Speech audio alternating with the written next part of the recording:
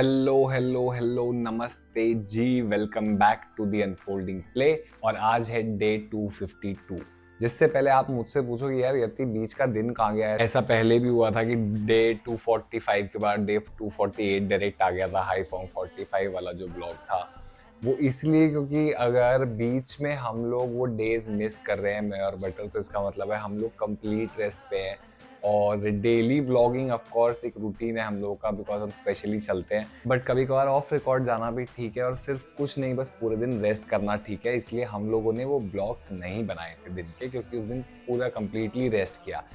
ऐसे ही हम लोगों ने डे 250 के बाद डे 251 पे कंप्लीट रेस्ट लिया और डे 252 की स्टोरी जो है वो हम लोग लेके आए हैं आपके पास। पर एक स्पेशल स्टोरी है ये आज, और ये जो व्लॉग है इसमें बटर मिसिंग है। इसलिए मिसिंग है बिकॉज जिस चीज़ के बारे में ये ब्लॉग है वहाँ पे बटर अलाउड नहीं थी। पर एक रीज़न है कि क्यों मैं ये व्लॉग बना रहा हूँ, बिकॉज अगर विशाखापट्टनम में आप लोग आओगे या कोई भी आएगा या मैं भी आया हूँ, मैं और बटर भी आए हैं, this place is a must visit place. और मैं कोई बीच की बात नहीं कर रहा हूँ, कोई मैं ऐसी जगह की बात नहीं कर रहा हूँ, मैं एक बात कर रहा हूँ जो सिर्फ विशाखापट्टनम या इंडिया में नहीं पूरे वर्ल्ड में बहुत ही मेन चीज़ है ये। और ऐसी चीज़ें पूरे वर्ल्ड में सिर्फ दो जगह हैं, एक यूनाइटेड स्टेट्स में है और एक यहाँ इंडिया विशाखापट्टनम में है। और मैं बात कर रहा हूँ INS कुरसूरा S20 की। अगर आप लोगों को नहीं पता है ये क्या है, तो INS कुरसूरा S20 is basically a submarine, a cavalry submarine जो इंडियन नेवी ने यूज करी थी।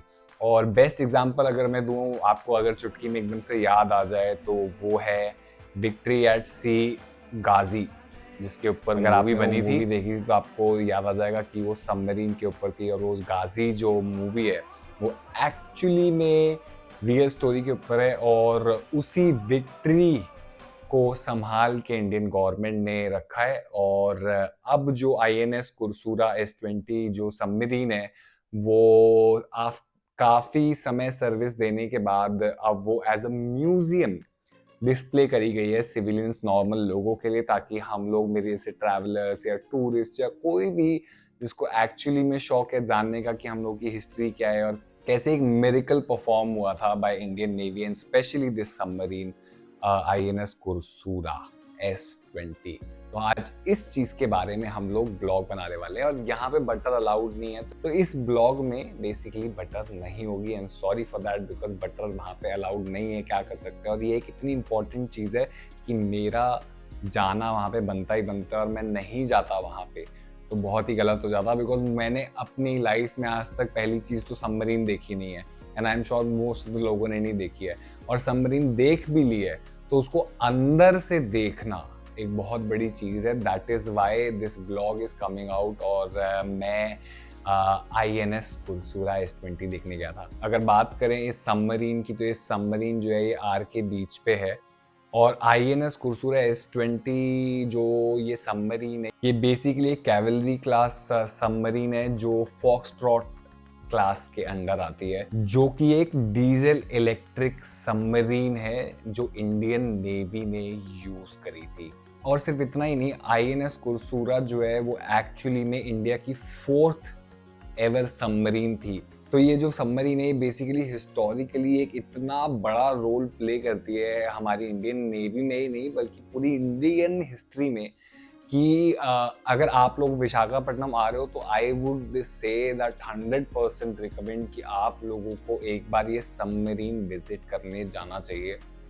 और मैं आपको बोल रहा हूँ कि ये सबमरीन को बीच तक लाने में 2.5 साल लगे थे। उसकी एक अलग ही स्टोरी है। और जो गवर्नमेंट ने जितना फाइनेंशियली उस पर खर्चा किया और सब कुछ किया, और वो एंड में लाई गई है सबमरीन ताकि डिस्प्ले हो सके सिविलियंस के लिए, ट्रैवलर्स, टूरिस्ट के लिए, तो उसमें बहुत ही ज़्यादा वो एक अलग ही नेक्स्ट लेवल स्टोरी है। पर हम उस स्टोरी के बारे में आज बात नहीं कर रहे हैं, हम स्पेसिफिकली बात कर रहे हैं INS कुरसूरा S20 की। ये जो सबमरीन है ये बेसिकली इंडियन नेवी को कमीशन करी गई थी ऑन 18 नवंबर 1969 और लगभग 31 साल यानी 31 इयर्स की सर्विस के बाद 27 फरवरी 2001 को डीकमीशन हुई थी ये सबमरीन। और सबसे मेजर रोल जो है मैंने आपको बताया कि इस सबमरीन ने गाजी जो मूवी है उसमें रोल प्ले किया था, जिसने 1947 की इंडो पाकिस्तान वॉर में इंडिया को विक्ट्री दिलाई थी। अगर ये सबमरीन नहीं होती तो it was impossible for India to get victory and specially at sea. तो ये एक मेजर, ये सिर्फ सबमरीन नहीं है, ये बेसिकली एक विक्ट्री और आप इसे क्राउन कह सकते हैं जो बीच पे रखा गया है इंडिया के लिए। बिकॉज अगर ये सबमरीन नहीं होती तो मुझे नहीं लगता that victory of 1971 Indo Pakistan war would have been successful. और ये सिर्फ मेरा नहीं है, ये एक्चुअली में हिस्ट्री का मानना है, ये काफ़ी लोगों का मानना है। और गाजी मूवी अगर आपने देखी है तो आपको साफ साफ पता चल ही जाएगा कि उसमें ये बता रखा है। दो आईएनएस कुरसूरा ने इंडो पाकिस्तान वॉर के बाद भी काफ़ी पेट्रोलिंग करी थी और वो काफ़ी डिफरेंट कंट्रीज में गई थी अपनी सर्विसेज देने, बट इवेंचुअली 27 फरवरी 27 फरवरी 2001 में डिकमीशन हो गई थी। और अपनी एक्स्ट्रा ऑर्डिनरी सर्विस देने के बाद इंडियन गवर्नमेंट ने डिसाइड किया कि आईएनएस कुरसूरा को प्रिजर्व किया जाएगा और एज अ म्यूजियम डिस्प्ले किया जाएगा for all the tourist traveller and all of us civilians. सिर्फ हमारे लिए ही नहीं, जो लोग बाहर से इंटरनेशनली भी आ रहे हैं तो उनके लिए भी। और अगर आप जा रहे हो तो इस सबमरीन में जाने के लिए एक टिकट लगता है छोटा सा, जो एक्चुअली में ज्यादा नहीं, 20 to 30 रुपीज का टिकट है। और अगर आपको रिकॉर्ड करना है, बिकॉज मुझे ये व्लॉग रिकॉर्ड करना था ताकि मैं आप तक दिखा सकूं, तो उसका कॉस्ट अलग से आपको 50 रुपीज पे करने पड़ते हैं एंट्री टिकट पे ही। आप अंदर जाके वो नहीं कर सकते हो, आपको एंट्री गेट पे ही वो फोन का या फिर कैमरे का अलग से टिकट लेना पड़ता है जो 50 रुपए का है। और वो वहाँ पे लिखा हुआ है, कोई आपको स्पेशली जाके बताता नहीं है, ये कोई ऐसी बताने वाली चीज नहीं है। इट इज अ नोटिफाइड चीज जो एक सिविलियन को खुद से पता होनी चाहिए। तो आप ये मिस्टेक मत करना कि आप अंदर जाके सबमरीन में वीडियोस कैमरा से बना रहे हो, फोटोज ले रहे हो विदाउट टेकिंग द टिकट। और आई थिंक जबकि मैंने लोगों को देखा था कि स्टार्टिंग में ही गार्ड बैठे रहते हैं कि बाकी लोग फोटोज ले रहे थे, वीडियोस ले रहे थे, पर मैं बोलूँगा कि एक इतनी बड़ी एक मेजर चीज़ है और हिस्ट्री का इतनी बड़ी एक हिस्ट्री का पार्ट है, स्पेशली इंडियन नेवी की हिस्ट्री का ये पार्ट है कि 50 रुपये is not that big cost कि हम लोग स्पेंड ना कर पाएँ। और सिर्फ कॉस्टिंग उस सबमरीन को लाने में नहीं लगी है, उसको प्रिजर्व करने में भी लगती है, क्योंकि उसमें एयर डक्ट सब लगाए गए हैं, एसी लगाया गया है, ताकि वो एक्चुअली में हम लोगों के लिए एक प्रॉब्लमेटिक सिचुएशन ना बन जाए। और उसको एक तरीके से पूरा डिस्प्ले किया गया है और उसको मेंटेन करने के लिए एक सर्टेन कॉस्टिंग आती है जो I am sure would be more than what any of us can afford, but 50 rupees is something that we can pay। Entry ticket तो हम लोग पे ही करते हैं, बट अगर हम लोग रिकॉर्ड करना चाहते हैं, हिस्ट्री को एक मेमोरी में कैप्चर करना चाहते हैं, तो उसके लिए 50 rupees is not a big amount. क्योंकि अगर आप मॉन्यूमेंट्स या कहीं ऐसी जगह जाओगे तो वहाँ पे आपको 200 300 400 रुपये भी चार्ज करते हैं, जबकि सबमरीन में सिर्फ 50 रुपये चार्ज करते हैं। तो मैं आपको रिक्वेस्ट करूँगा कि आप प्लीज़ पहले ही एंट्री गेट पे जो काउंटर है वहाँ से आप 50 रुपये का टिकट ले लेना, which is not much, which is easier for all of us and the officials also जो वहाँ पे बैठे हुए हैं, कि हम लोग आराम से रिकॉर्ड कर सकें। और एज ए सिविलियन हम लोग की रिस्पॉन्सिबिलिटी बनती है कि अगर इंडियन नेवी ने और गवर्नमेंट ने इतना किया है तो हम लोग 50 रुपये तो पे ही कर ही सकते हैं। उसमें हम लोग चोरी ना करें कि पीछे जाके, मतलब गार्ड एक बार ही बोलता है उसके बाद भी वो नहीं बोलते हैं कि हम लोग चोरी ना करें कि यहाँ से जाके फोटो ले रहे हैं, ये कर रहे हैं। ये बहुत ही एक चिंदी सी चीज़ है जो मैं चाहता हूँ कि लोगों को मैंने देखा करते हुए, पर मैं चाहता हूँ कि अगर आप लोग देख रहे हो वीडियो और आप जा रहे हो तो प्लीज़ ऐसा मत करो।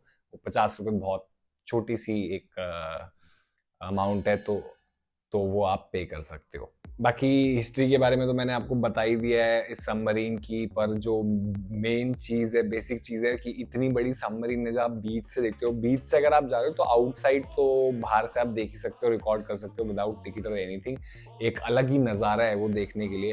बट जब आप अंदर जाते हो ना उस सबमरीन के, तो एक्चुअली में देखने को मिलता है कि how difficult it is for Indian navy officers कि वो सबमरीन में रहना। और एक सबमरीन जो है, मैक्सिमम जो स्ट्रेंथ होता है एक सबमरीन का, I think up to 4 month 5 month या 6 month I think is the limit आज के टाइम पे, बिकॉज न्यूक्लियर पावर आ गया है, तो 6 मंथ अंडर वाटर रह सकते हैं। पर अगर 6 महीने भी नहीं, अगर उस टाइम की भी बात करें, तो अगर 1.5 महीना या 15 दिन 20 दिन भी लगातार पानी के अंदर रहना पड़े तो एक बहुत ही डिफिकल्ट जॉब है।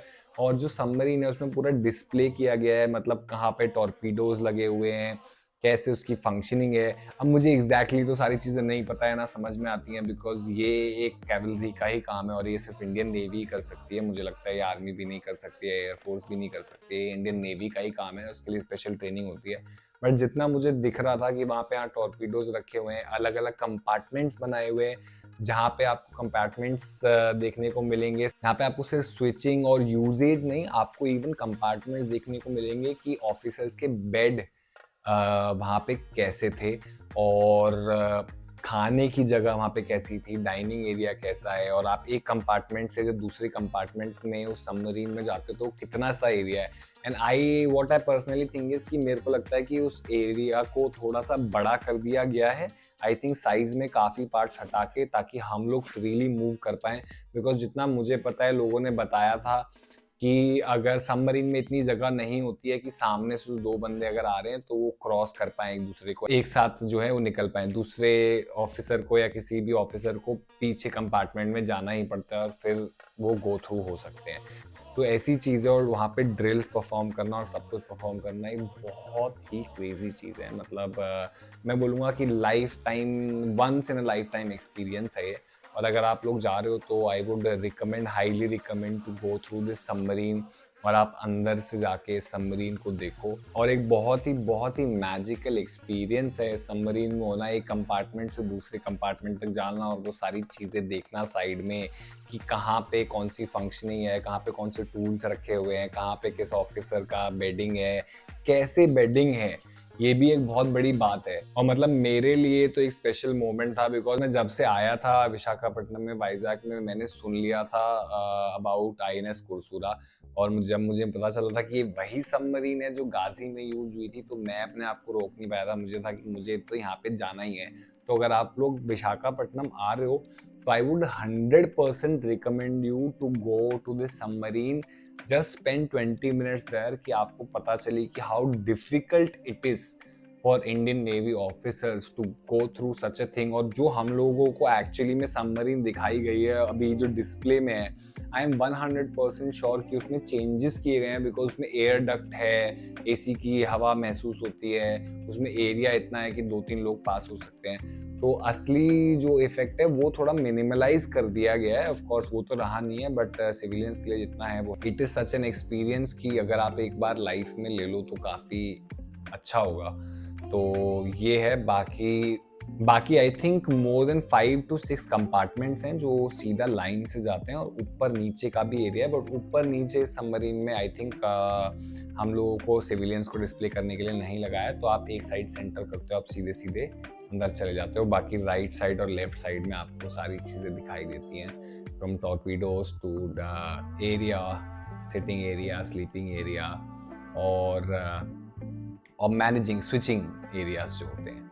तो ऐसा कुछ है सबमरीन। अब एग्जैक्टली अंदर की स्विचिंग डिटेल्स क्या है, ये सब क्या है, I have no idea to be honest. ये तो ऑफिसर्स को ही पता है ना, मैंने जानने की कोशिश करी है। बट इसके पीछे की हिस्ट्री क्या है, क्या हुआ था, ये मैं आपको बता चुका हूँ कि कितनी मेन ये सबमरीन है, और इंडो पाकिस्तान वॉर में 1971 में ये यूज हुई थी, और विक्ट्री एट सी के नाम से भी इसे जाना जाता है। तो आईएनएस कुरसुरा के लिए एक बार सैल्यूट है, और उन ऑफिसर्स के लिए जो स्पेशली उस टाइम पे वॉर में थे। And it is actually an honour to visit such a thing. और म्यूजियम आपको पूरे इंडिया में बहुत मिलेंगे, बल्कि आईएनएस कुरसुरा के सामने भी 2-3 म्यूजियम है, एयरक्राफ्ट म्यूजियम है और बाकी भी म्यूजियम है। बट आई वुड से कि ये सबमरीन एक म्यूजियम नहीं है, it is actually a submarine put on display for civilians. तो आप इसको मिस मत करना। बाकी कल मिलते हैं एक नए दिन, एक नए सफर में। तब तक के लिए देखते रहो, and I promise next episode में आपको बटर मैडम पक्का दिखाई देंगी।